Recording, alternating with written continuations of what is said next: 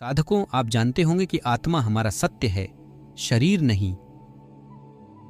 भगवान कृष्ण ने गीता में कहा है कि भौतिक शरीर आत्मा के वस्त्र के समान है।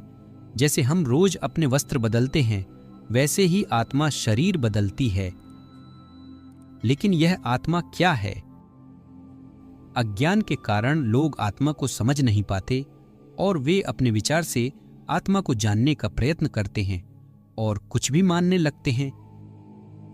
लेकिन ज्यादातर लोग जो आत्मा के बारे में जानने का दावा करते हैं, वास्तव में वे नहीं जानते।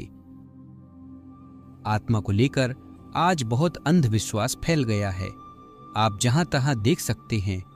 अगर हम भारत के बाहर की बात करें तो वहां आत्मा शब्द भूत या चुड़ैल के लिए प्रयोग नहीं होता, लेकिन हम भारत में उन्हें भी आत्मा ही कहते हैं। आपने बॉलीवुड की फिल्में देखी होंगी जो आत्मा नाम से बनी हैं, और उन फिल्मों में आत्मा को चुड़ैल दिखाया गया है। और ऐसी एक नहीं, कई फिल्में हैं। बहुत शर्म की बात है कि वेदों का जो सबसे बड़ा सत्य है, हमने उसका क्या कर दिया। इसी कारण लोग अपने ही धर्म से दूर चले जाते हैं, क्योंकि धर्म के नाम पर भी बहुत अंधविश्वास फैल चुका है।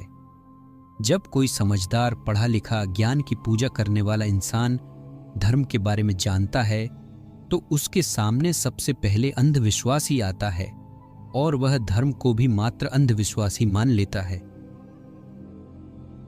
जब लोग आत्मा को भूत, चुड़ैल या कोई उड़ने वाली चीज जो शरीर के अंदर घुसती है और मरने के बाद शरीर से बाहर निकलती है, ऐसा मान बैठते हैं, तो वे अपनी ही मुक्ति से दूर चले जाते हैं।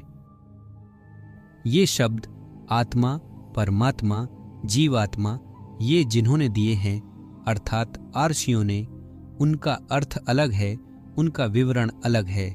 लेकिन उन शब्दों का प्रयोग जब कोई अज्ञानी करता है तो उसका अर्थ बिल्कुल अलग होता है।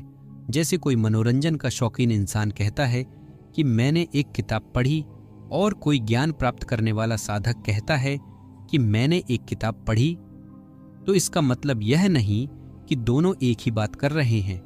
जैसा इंसान होता है वैसा ही उसका संसार होता है। वास्तव में आत्मा न तो शरीर के अंदर होती है और न ही शरीर के बाहर, क्योंकि आत्मा इस पूरे संसार में पाई जाने वाली कोई चीज नहीं है। तो यह हो भी कैसे सकता है कि आत्मा इस संसार में कहीं है? उसका न तो कोई संसार है और न कोई शरीर। शरीर और पूरा संसार तो मन का है, और आत्मा अचिंत्य है, अर्थात उसे इस मन द्वारा बनाए गए संसार में लाना असंभव है। आर्षियों ने आत्मा इसलिए कहा कि तुम मन के परे जा सको, अपने अहंकार को नष्ट कर सको और सत्य के साथ एक हो सको, क्योंकि अहंकार को केंद्र में रखकर हमारा मन जो संसार निर्मित करता है वह वास्तविक नहीं होता। उसमें व्यक्ति को कभी शांति नहीं मिलती, वहां केवल दुख है, क्योंकि जीवन के सारे दुख केवल इस अहंकार के लिए ही होते हैं। अगर तुम अहंकार बन बैठे हो तो यह मत मानो कि जो वास्तविकता तुम देख और समझ रहे हो वही सत्य है। जब अहंकार खुद ही सत्य नहीं, तो उसका बनाया गया यह संसार कैसे सत्य हो सकता है? इस संसार को देखने वाला जब कोई अहंकारी होता है तो वह इसे वैसा नहीं देखता जैसा यह है, वह अपनी दृष्टि से देखता है। तब उसके लिए कुछ प्रिय हो जाता है, कुछ अप्रिय। कुछ बातें उसे डराती हैं, कुछ ललचाती हैं, लेकिन वास्तव में यहां सब प्रकृति का खेल चलता है। तुम अपने आप को जो मान रहे हो वही अहंता है, और वह सत्य नहीं है।